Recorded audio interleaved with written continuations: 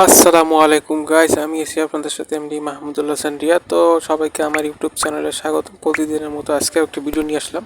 তো গাইস, এখানে আসছিলাম একটা কাজের জন্য। তো কাজ শেষ করে মনে হলো যে একটা ঠাড়া মার্কা রোদের মধ্যে একটু ভিডিও করি।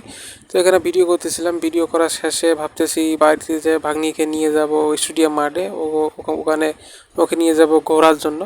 তো বাড়িতে যাওয়ার পর ওকে নিলাম, নেওয়ার পর মাঠে আসলাম। মাঠে এসে ওকে দেখতেছেন কী করতেছে। তো দেখি নিচে নামা দিয়েছিলাম ওরে একটু। নিচে নামা দেওয়ার পর ওই যে ছাগল দেখতেছেন, আবার ওখানে আবার স্টেডিয়াম মাঠে আবার খেলতেছিল অনেকে। তো ওইসব দেখে ও ভয় করতেছিল, ভয়ে কাঁদতেছিল।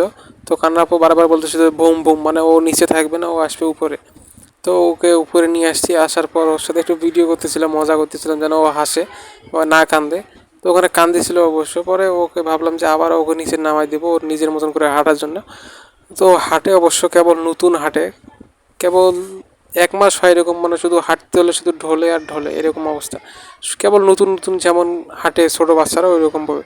তারপরে কিছু এদিক ওদিক না চিন্তা ভাবনা না করে ওকে নামাই দিলাম যেন ও ভালোভাবে হাঁটে। তো দেখেন ও কীভাবে হাঁটে, একটু দেখেন জাস্ট। অতি অতি না, আরে ওই পেশে দাও, এই যে এই পেশে।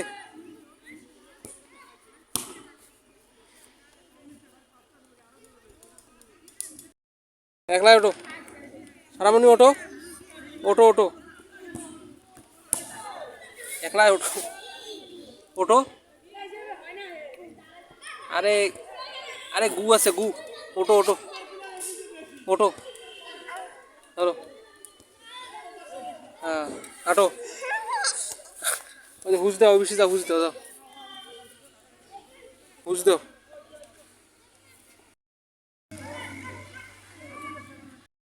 গাইস, ওখানে ভাগ্নিকে বাসায় রেখে চলে আসলাম নাবিল পরিবহনের এখানে। তো এখানে আসার পর আমার ভাই আমাকে একটা কলা দিল খাওয়ার জন্য।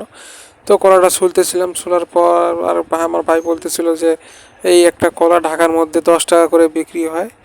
রিক্সা চালক আর হলো ভ্যান চালক ওরা খায় প্রতিদিন সকালে। ও ঢাকা শহরে কোনো মালভোগ, চিনি চাম্পা কলা এইসব কলা পাওয়া যায় না। কলা একটাই পাওয়া যায়, এটা হলো সাগর কলা, পুরো ভরপুর সাগর কলা পাওয়া যায়। তো গাইস, আমি সাগর কলাটা খাইতেছিলাম আর ভাবতেছিলাম এই যে সাগর কলা, এই কলাটা খাইলে কি মালভোগ বা চিনি চাম্পা কলার মতো উপকার পাওয়া যায়, নাকি এইটা খালি আরও ক্ষতি হয়, এটা আমার জানার খুব ইচ্ছা। তো যদি কেউ জেনে থাকেন তাহলে আমার কমেন্ট বক্সে অবশ্যই এসে জানাবেন। আর কাছে আমি ভাবতেছিলাম আমি এই ছোটো থাকতে এই কলাটা আরও বড় ছিল, এই সাগর কলা যেটা আরও বড় এবং মোটা ছিল। যত দিন যাইতেছে অত আরও কলাটা ছোটো হইতেছে। আর এই কলাটা যে পাকাইছে, আমার মনে হইতে জোর করে পাকাইছে। তো গাইস, ওইখান থেকে ডাইরেক্ট চলে আসলাম আপনার মুদি দোকানে। তো মুদি দোকানে আসার পর এখানে আপনার মানে শুকান শ্যাম্পু টেম্পু, তেল মশলা সাবান ইত্যাদি যা লাগে আর কি। তো যা লাগে এখান থেকে নিতেছিলাম, নিয়ে ওনাকে আবার বলতেছিলাম যে এটা করেন, ওটা ওটা নেন। তো নেওয়ার পর তেলটাও নিয়েছিলাম, খোলা তেল নেই অবশ্য। তো নেওয়ার পর উপর দিয়ে সাবান শ্যাম্পু আর যা আছে সব ইত্যাদি নিয়ে দিয়েছিলাম। নেওয়ার পর গাছ চলে আসলাম কাঁচা বাজারে।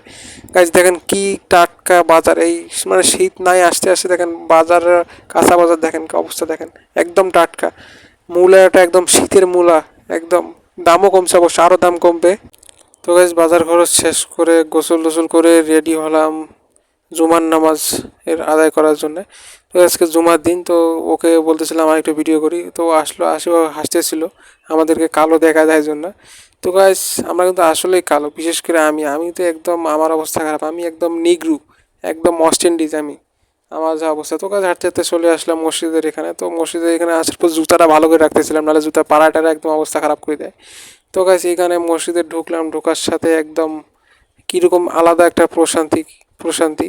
তো গাছ এখানে আসে থেকে যে হুজুর বয়ান করতেছিল, আর গাছ ভিডিওটা করতেছিলাম পলায় পলায় অবশ্য, মানে লুকায় লুকায় ভিডিও করতেছিলাম। তো গাছ নামাজ টামাজ আদায় করার পর বাইকে করে রওনা দিলাম দাদুর কবর জিয়ারত করার জন্য, মাইদুল ইসলাম কবরস্থানে। তো ওখানে গাইছে আমার সাথে যেটা ঘটে, আমি কবরস্থানে এবং হাসপাতাল বা মেডিকেলে যদি যাই, আমার মন মানসিকতা বা আমার মনটা কীরকম জানি করে।